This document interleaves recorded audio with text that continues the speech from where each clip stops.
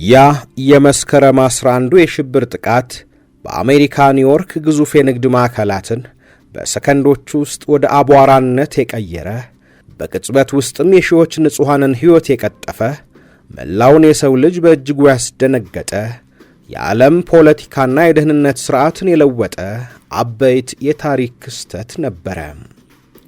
ጥቃቱ ከተፈጸመ ከጥቂት ሰዓታት በኋላ መላው ዓለም አንድ ተመሳሳይ ጥያቄን ይጠይቅ ነበረ። ይሄን ያክል ግዙፍና ውስብስብ አደጋ ያቀደው ያደራጀውና ያስፈጸመው ያ ከዚህ ሁሉ እልቂት ጀርባ ያለው ማን ነው? የዓለም መገናኛ ብዙሃንና የፖለቲካ መሪዎች የኦሳማ ቢንላደንን ስም በተደጋጋሚ ጠሩ። ቢንላደን የአልቃይዳ ከፍተኛ የፖለቲካና መንፈሳዊ መሪ እንደነበር አይካድም። ነገር ግን ከዚህ ታላቅ የሽብር ጥቃት በስተጀርባ የተቀመጠው እቅዱን ከወረቀት ወደ እውነተኛ አደጋ የለወጠው ያንዳንዱን ዝርዝር የሎጂስቲክስ የገንዘብና የበረራ ዝግጅት የሠራው ዋናው መሐንዲስ ሌላ ሰው ነበረ። እርሱም ካሊድ ሼክ መሐመድ ወይም በአጭሩ KSM ይባላል። ለብዙ ዓመታት በሚስጥርና ከጠላቶቹ ተሰውሮ የዓለምን ቁጥር አንድ ልዕለ ኃያል ሀገር አሜሪካ የደህንነት ሥርዓት ሲፈታተን የነበረው ይህ ሰው ማን ነው? በኩዌት ተወልዶ በአሜሪካ ዩኒቨርሲቲ የሜካኒካል ኢንጂነሪንግ ትምህርቱን የተከታተለው ይሄ ምሁር እንዴት በታሪክ ውስጥ እጅግ አሰቃቂ የሆነውን የሽብር ጥቃት ያቀደ አደገኛ ሰው ሊሆን ቻለ? በዚህ ዝግጅታችን የካሊድ ሼክ መሐመድን አወዛጋቢ የሕይወት ታሪክ፣ የ9/11 ጥቃት ከተጠነሰሰበት ሚስጥራዊ ክፍል እስከ ትግበራው የነበረውን ጉዞ፣ በኋላም እሱን በቁጥጥር ስር ለማዋል ተደርጎ ስለነበረው እልህ አስጨራሽ ሂደት እንነግራችኋለን። አብራችሁን ቆዩ።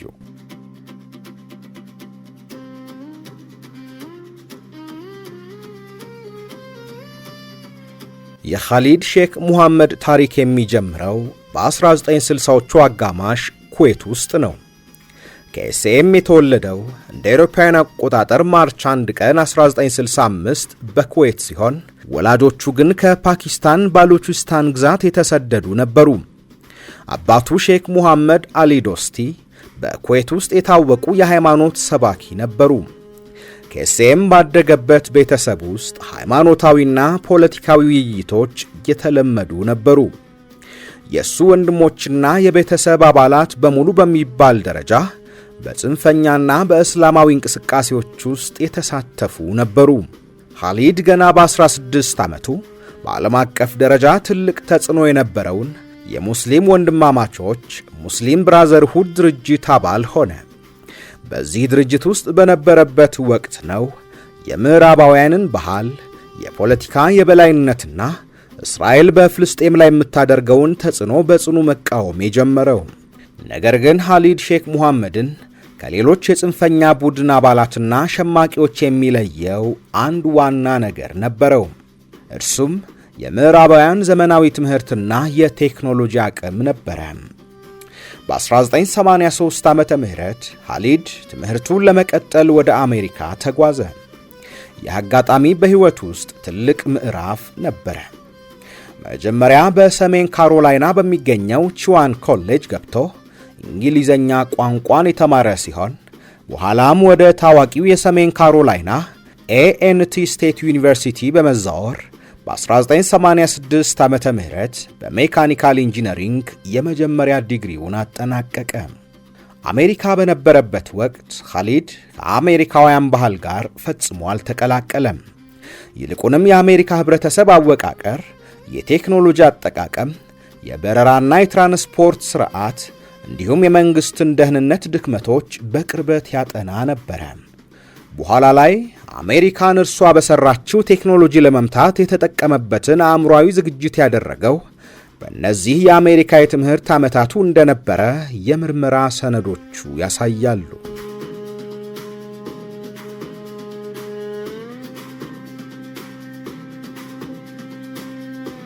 በ1980ዎቹ አጋማሽ የዓለም ፖለቲካ ትልቅ ውጥረት ውስጥ ነበረ። ሶቪየት ኅብረት አፍጋኒስታንን ወራ ነበረ። በዓለም ዙሪያ የሚገኙ በሺዎች የሚቆጠሩ እስላማዊ ወጣቶች ሶቪየትን ለመውጋት ወደ አፍጋኒስታን ይጎርፉ ነበረ። ኬኤስኤም የኢንጂነሪንግ ትምህርቱን እንደጨረሰ በአሜሪካን አልቆየም ወይም መደበኛ ሥራ አልጀመረም።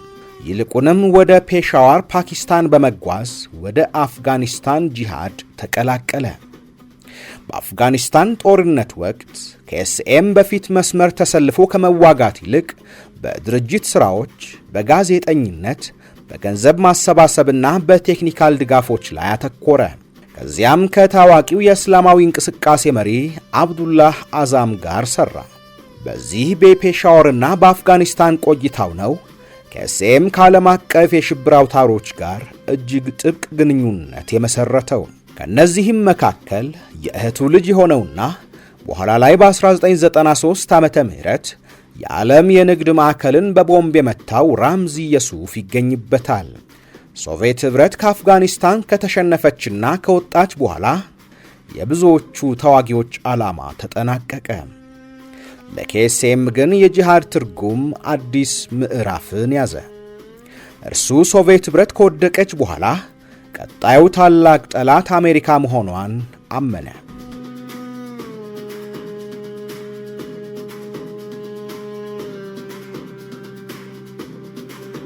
ከ1980ዎቹ ማብቂያ እስከ 1990ዎቹ መጀመሪያ ባለው ጊዜ ውስጥ ኬኤስኤም በበርካታ ሀገራት ይንቀሳቀስ ነበረ።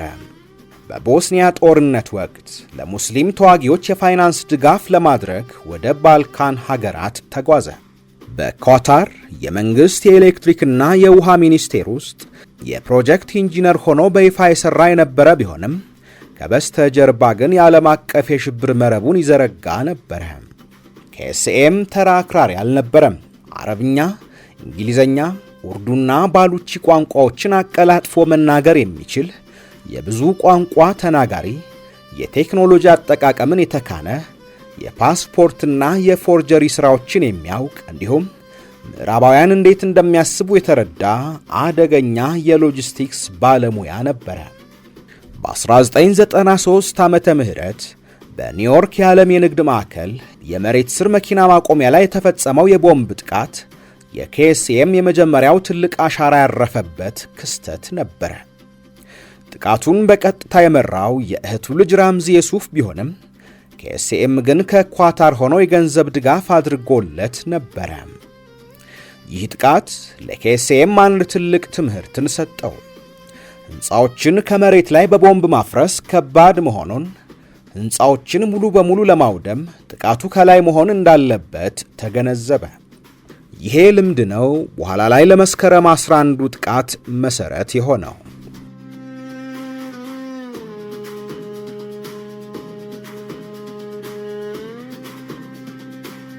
የ1990ዎቹ አጋማሽ የኬኤስኤም ሕይወት እጅግ አደገኛና ሚስጥራዊ ደረጃ ላይ የደረሰበት ጊዜ ነበረ። በ1994 ዓመተ ምህረት ካሊድ ሼክ ሙሐመድና የእህቱ ልጅ ራምዚ የሱፍ በፊሊፒንስ መዲና ማኒላ ውስጥ አንድ ተራ አፓርታማ ተከራዩ። በውጭ ለሚያይ ሰው ሁለቱ ሰዎች ሀብታም ነጋዴዎች ወይም የንግድ ጎብኚዎች ይመስሉ ነበረ። ነገር ግን በዚያ አፓርታማ ውስጥ በታሪክ ውስጥ እጅግ አስደንጋጭ የሆነ የሽብር ዕቅድ እየተጠነሰሰ ነበረ። ይሄ ዕቅድ በሚስጥር ስሙ ኦፕሬሽን ቦጂንካ በመባል ይታወቃል። ቦጂንካ በባሉቺ ቋንቋ ታላቅ ፍንዳታ ወይም ጩኸት ማለት ነው። የኦፕሬሽን ቦጂንካ ዝርዝር ዕቅድ የሚያስገርምና የሚያስፈራ ነበረ። ዕቅዱ 3 ዋና ዋና ክፍሎችም ነበሩት። አንደኛ፣ በፓሲፊክ ውቅያኖስ ላይ ከኢሲያ ወደ አሜሪካ የሚበሩ 12 የታወቁ የአሜሪካ የንግድ አውሮፕላኖችን እንደ ዩናይትድ፣ ዴልታና ኖርዝ ዌስት የአየር መንገድ አውሮፕላኖችን በ2 ቀናት ውስጥ በአየር ላይ በቦምብ ማፈንዳት። ሁለተኛ፣ በወቅቱ የካቶሊክ ቤተ ክርስቲያን መሪ የነበሩትን ፖፕ ዮሐንስ ጳውሎስ ዳግማዊን በፊሊፒንስ ጉብኝታቸው ወቅት በቦምብ መግደል። ሦስተኛው፣ አንድ አውሮፕላን ጠልፎ በቨርጂኒያ የሚገኘው የአሜሪካ የሲአይኤ ዋና መስሪያ ቤት ሕንፃ ላይ መከስከስ የሚሉት ዋና ዋናዎቹ የዕቅዱ ግቦች ነበሩ።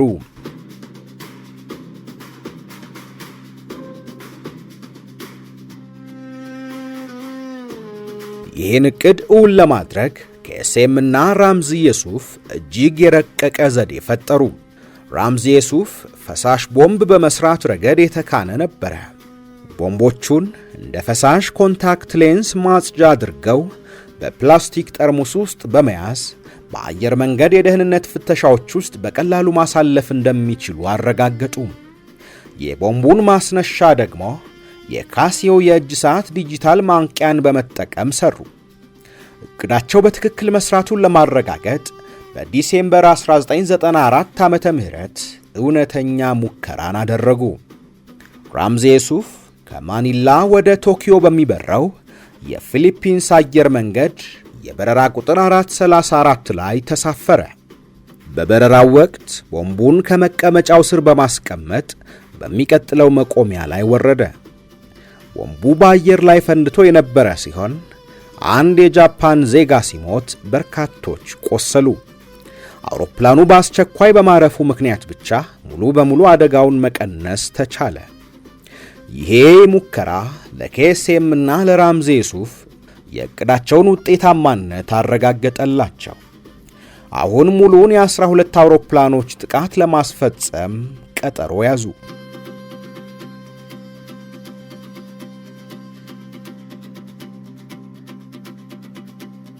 ነገር ግን ጥቃቱ ሊፈጸም ጥቂት ቀናት ሲቀሩት ያልታሰበ አደጋ ተከሰተ። በጃንዋሪ 6 1995 ዓመተ ምህረት በማኒላ አፓርታማቸው ውስጥ ኬሚካላቸውን ሲቀላቅሉ ድንገት እሳት ተቀሰቀሰ። አፓርታማው በበካይ ጭሶች ተሞላ። ኬኤስኤም እና ራምዚ ዩሱፍ አፓርታማውን ትተው እግሬ አውጭኝ አሉ። ጎረቤቶች ፖሊስ ጠሩ።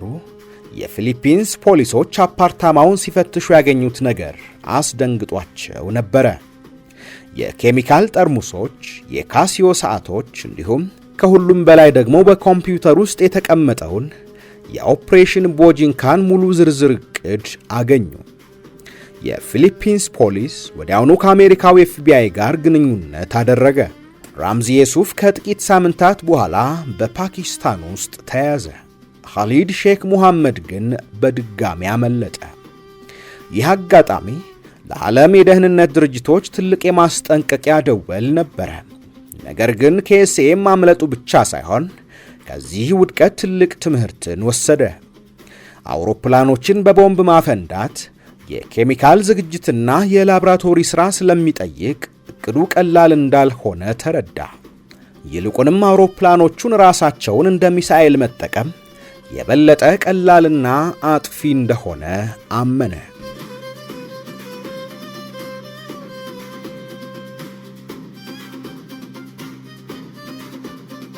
በ1996 ዓመተ ምህረት ኬኤስኤም ከአሜሪካ ኤፍቢአይ የፍለጋ መዝገብ ለማምለጥ ወደ አፍጋኒስታን ተጓዘ።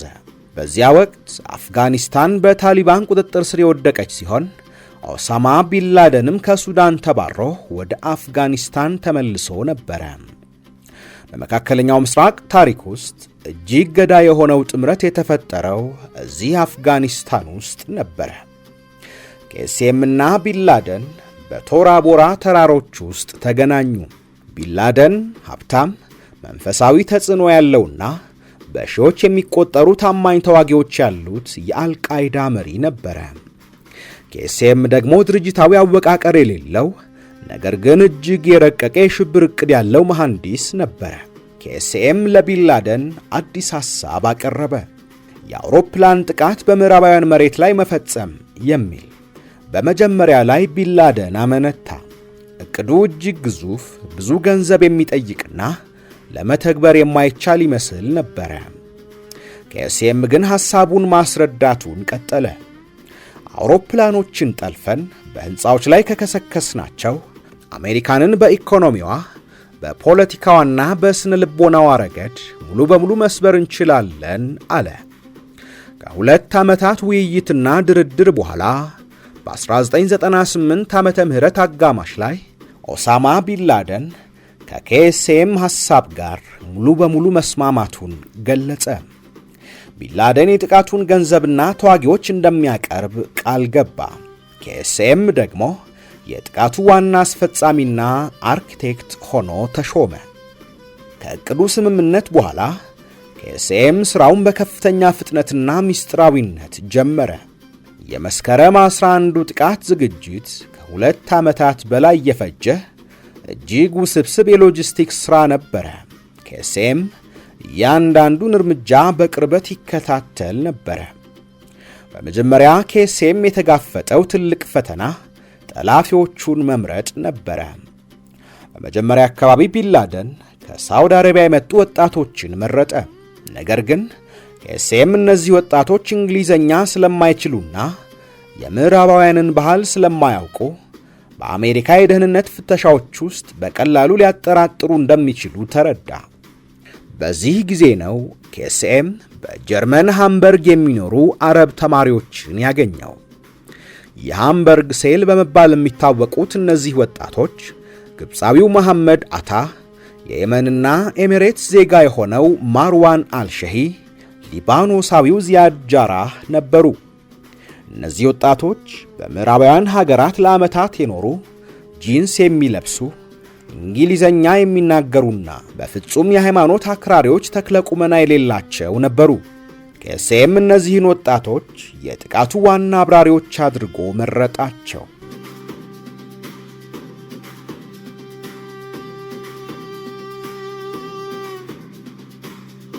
ቀጣዩ ደረጃ ጠላፊዎቹን ወደ አሜሪካ ማስገባትና አውሮፕላን ማብረርን ማስተማር ነበረ። ኬሲኤም ለጠላፊዎቹ ግልጽ መመሪያን ሰጣቸው። ወደ አሜሪካ ስትሄዱ ሙሉ በሙሉ ተራ ምዕራባዊ መስላችሁ ኑሩ፣ ጺማችሁን ተላጩ፣ በአለባበስ እነሱን ምሰሉ፣ እናም ከማንኛውም መስጊድ ወይም አክራሪ ድርጅት ጋር ግንኙነት አታድርጉ አላቸው። በ2000 ዓመተ ምህረት አጋማሽ ላይ መሐመድ አታና አጋሮቹ በሕጋዊ የትምህርት ቪዛ ወደ አሜሪካን ገቡ። በፍሎሪዳ በሚገኙ የሲቪል የበረራ ትምህርት ቤቶች ተመዝግበው ትልቅ የንግድ አውሮፕላኖችን ቦይንግ 747 እና 757 እንዴት ማብረር እንደሚቻል መማር ጀመሩ። እዚህ ጋር አንድ የሚገርም ታሪክ አለ። ጠላፊዎቹ አውሮፕላን እንዴት እንደሚነሳና እንዴት እንደሚያርፍ መማር አልፈለጉም። ትኩረታቸው ሙሉ በሙሉ አውሮፕላኑን በአየር ላይ ያለ መቆጣጠርና ማዞር ላይ ብቻ ነበረ።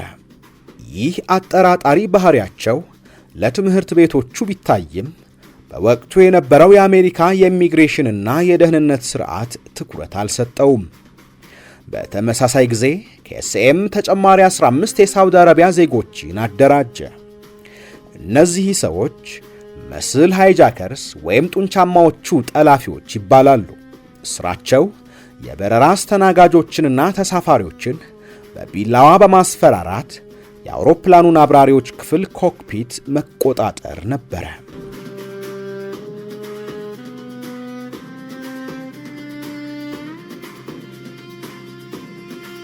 የመስከረም 11ዱ ጥቃት አጠቃላይ ወጪ ከ400,000 እስከ 500,000 የአሜሪካ ዶላር ይገመታል። ይህን ገንዘብ ያለምንም አጠራጣሪ ምልክት ወደ አሜሪካ ማስተላለፍ የኬሲኤም ትልቅ የሎጂስቲክስ ድል ነበረ። ኬሲኤም ገንዘቡን ያስተላለፈው በዱባይ በሚገኙ ደላሎችና በባህላዊው ሐዋላ የገንዘብ ዝውውር ሥርዓት ነበረ። ገንዘቡ በጥቂት በጥቂቱ ወደ መሐመድ አታና ባልደረቦቹ የአሜሪካ ባንክ ሂሳቦች ገባ። ጠላፊዎቹ ይህንን ገንዘብ ለትምህርት ቤት ክፍያ፣ ለአፓርታማ ኪራይ፣ ለቪአይፒ የበረራ ልምምዶችና ለዕለታዊ ወጪዎቻቸው ተጠቀሙበት።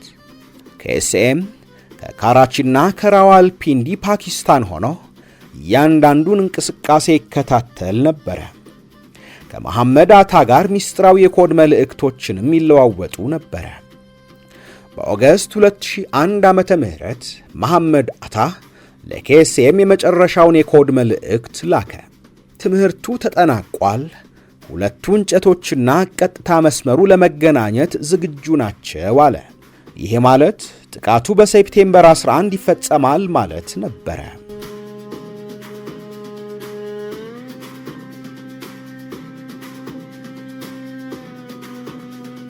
መስከረም 11 2001 ዓመተ ምህረት ጠዋት 8 ሰዓት አሜሪካ 4 የንግድ አውሮፕላኖች ከቦስተን፣ ኒውዮርክና ዋሽንግተን ዲሲ ተነሱ። የአሜሪካ አየር መንገድ የበረራ ቁጥር 11 በመሐመድ አታ እየተመራ ጠዋት 8 ሰዓት ከ46 ላይ የዓለም የንግድ ማዕከል የሰሜኑን ሕንፃ መታ። የዩናይትድ አየር መንገድ የበረራ ቁጥር 175 በማርዋን አልሸሂ እየተመራ ጠዋት 9 ሰዓት ከ03 ላይ የደቡቡን ሕንፃ መታ። የአሜሪካ አየር መንገድ የበረራ ቁጥር 77 በሃኒ ሃንጁር እየተመራ ጠዋት 9 ሰዓት ከ37 ላይ የፔንታጎን ሕንፃን አጠቃ።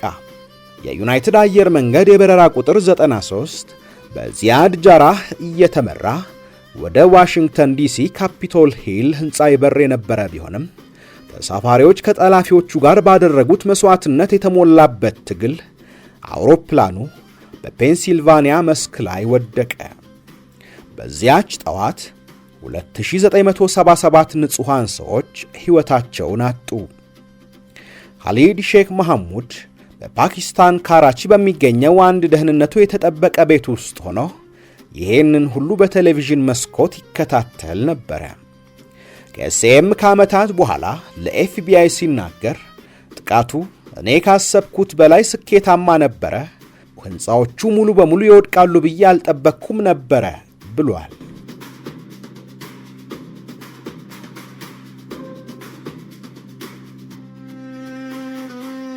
ከ9/11 ጥቃት በኋላ አሜሪካ በቁጣ ተሞላች። ፕሬዝዳንት ጆርጅ ደብሊው ቡሽ በሽብርተኝነት ላይ ዓለም አቀፍ ጦርነትን አወጁ።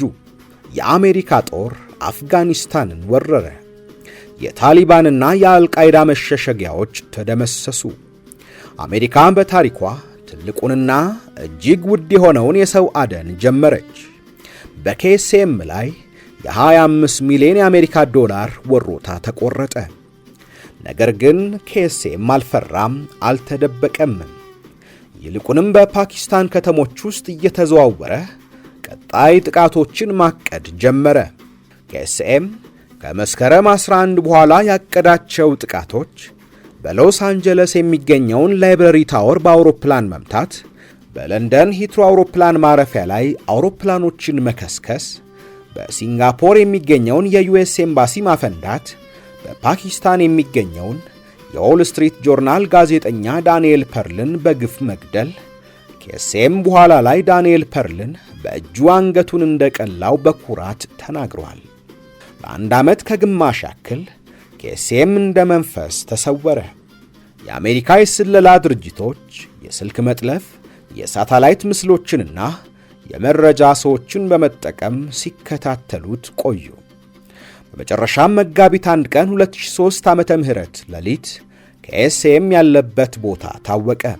ቦታው በፓኪስታን ራዋልፒንዲ ከተማ የሚገኝ አንድ አፓርታማ ነበረ።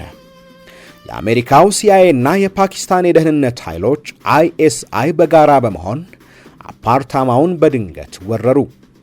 ኬስኤም አልጋው ላይ ተኝቶ ሳለ ያለምንም ተኩስ በቁጥጥር ስር ዋለ። ይሄ ምስል የዓለም መገናኛ ብዙሃንን የፊት ገጽ ሸፈነ። በዓለም ላይ እጅግ የሚፈለገው የሽብር መሐንዲስ በመጨረሻ ተያዘ። ነገር ግን የእሱ መያዝ የሕግ የደህንነትና የሰብአዊ መብት አዲስ ውዝግብን አስነሳ። ኬስኤም ከተያዘ በኋላ ወደ መደበኛ የአሜሪካ ፍርድ ቤት አልቀረበም ወይም ወደ ሕጋዊ እስር ቤት አልተወሰደም። የቡሽ አስተዳደር አሁንም ወደፊት የሚፈጸሙ ጥቃቶች መረጃ ስላለው በአስቸኳይ መመርመር አለበት የሚል ውሳኔን አስተላለፈ። ኬስኤም ወደ ሲአይኤ ሚስጥራዊ እስር ቤቶችም ተወሰደ። በመጀመሪያም ወደ አፍጋኒስታኑ ሳልትፒት፣ በኋላም በፖላንድና ሮማንያ ሚስጥራዊ እስር ቤቶች ታስሯል።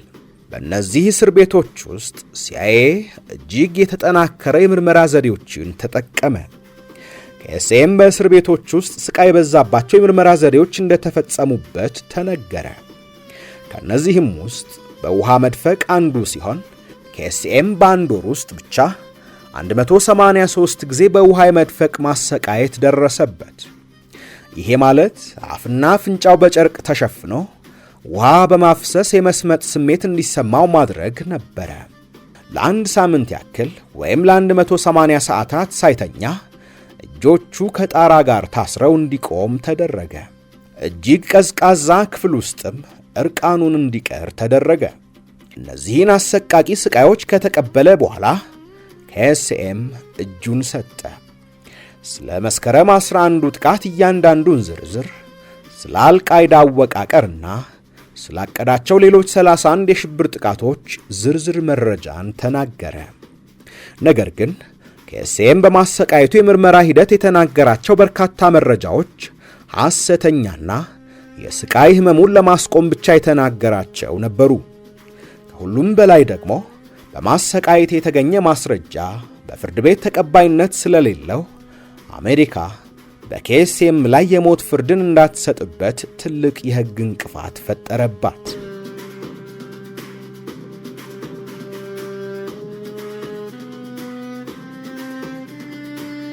በ2006 ዓመተ ምህረት ፕሬዝዳንት ጆርጅ ቡሽ በሲአይኤ ሚስጥራዊ እስር ቤቶች ውስጥ የነበሩትን ከፍተኛ የሽብር ተጠርጣሪዎች ኩባ ደሴት ላይ ወደሚገኘው የአሜሪካን የጦር እስር ቤት ጓንታናሞ ቤይ እንዲዛወሩ አደረጉ። KSM ወደ ጓንታናሞ ሲመጣ የነበረው አቋም ተቀይሮ ነበረ። እርሱ ራሱን እንደ እስረኛ ሳይሆን እንደ ጦር አዛዥና እስላማዊ ታጋይ አድርጎ ማቅረብ ጀመረ። በ2008 ዓመተ ምህረት KSM ለመጀመሪያ ጊዜ በጓንታናሞ ወታደራዊ ፍርድ ቤት ቀረበ። ረጅም ነጭ ጺሙን አንዠርግጎ ባህላዊ ልብሱን ለብሶ ነበረ። በፍርድ ቤቱ አዳራሽ ውስጥ ለዳኞቹ እንዲህ አለ። እኔ መስከረም 11ዱ ጥቃት ከሀ እስከ ፖ ዋና አርኪቴክት ነኝ። እኔን መግደል ትችላላችሁ። በሞቴ ሰማዕትነትን ነው የማገኘው አለ። ነገር ግን ፍርዱ አሜሪካ እንዳሰበችው ቀላል አልሆነም። ከ20 ዓመታት በላይ ካለፈ በኋላም ቢሆን እስከ ዛሬ ድረስ የመስከረም 11ዱ ጥቃት ዋና አርኪቴክት ኻሊድ ሼክ ሙሐሙድ በይፋ አልተፈረደበትም፣ የሞት ፍርድም አልተሰጠበትም። ምክንያቱም ደግሞ የKSM ጠበቆች በማሰቃየት የተገኘው ቃል በፍርድ ቤቱ ውድቅ እንዲሆን በመሟገታቸውና የሲአይኤና የዩኤስኤ ደህንነት ክፍሎች ሚስጥራዊ የምርመራ ዘዴዎቻቸውን በፍርድ ቤቱ ይፋ እንዲሆኑ አለመፍቀዳቸው በዋናነት የሚጠቀሱ ናቸው። በ2024 ዓመተ ምህረት አጋማሽ ላይ የአሜሪካ መከላከያ ሚኒስትር ከKSM እና ከሁለት አጋሮቹ ጋር የቅጣት ማቅለያ ስምምነት አድርጎ እንደነበር ተዘግቦ ነበረ። ስምምነቱ KSM ጥፋተኛ መሆኑን አምኖ ሙሉ በሙሉ ሕይወቱን በጓንታናሞ እስር ቤት እንዲያሳልፍና የሞት ፍርድ እንዲቀርለት የሚያደርግ ነበረ። ነገር ግን ይህ ስምምነት በመስከረም 11ዱ ሰለባዎች ቤተሰቦችና በፖለቲከኞች ዘንድ ታላቅ ቁጣን በማስከተሉ በመከላከያ ሚኒስትሩ ሎይድ ኦስቲን አማካኝነት ወዲያውኑ ውድቅ ተደረገ።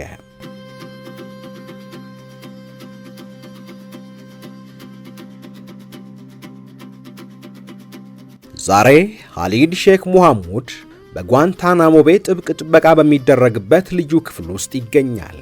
እርሱ አሁን አረጋዊ ቢሆንም ነገር ግን አሁንም በዓለም ታሪክ ውስጥ እጅግ አደገኛው የሽብር አርክቴክት ተብሎ ይጠራል። አበቃን። ስለተከታተላችሁን እናመሰግናለን። ዝግጅታችን ከተመቻችሁ ቪዲዮውን ላይክ እና ሼር በማድረግ እንዲሁም ለተጨማሪ መረጃዎች ቻናላችንን ሰብስክራይብ በማድረግ ቤተሰብነቶን እንዲያጠነክሩ እንጠይቃለን።